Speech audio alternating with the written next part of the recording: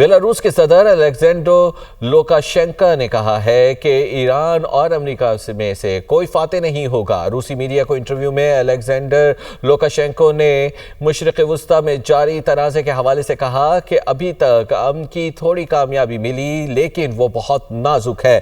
جنگ بندی کو برقرار رکھنا ہوگا اور حقیقی امن قائم کرنا ہوگا۔ اس میں بہت کچھ ڈونلڈ ٹرمپ پر منحصر ہے۔ ایسا لگتا ہے کہ آخرکار ٹرمپ نے سمجھ لیا ہے کہ مزید آگے بڑھنا تباہی کا باعث ہوگا۔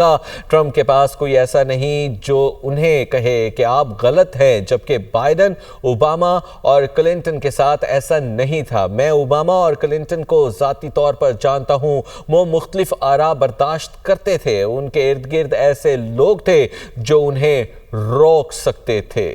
بیلاروس کے صدر الیگزینڈر لوکاشینکو نے کہا ہے کہ ایران اور امریکہ میں سے کوئی فاتح نہیں ہوگا۔ روسی میڈیا کو انٹرویو میں الیگزینڈر لوکاشینکو نے مشرق وسطی میں جاری تنازع کے حوالے سے کہا کہ ابھی تک امن کی تھوڑی کامیابی ملی لیکن وہ بہت نازک ہے۔ جنگ بندی کو برقرار رکھنا ہوگا اور حقیقی امن قائم کرنا ہوگا۔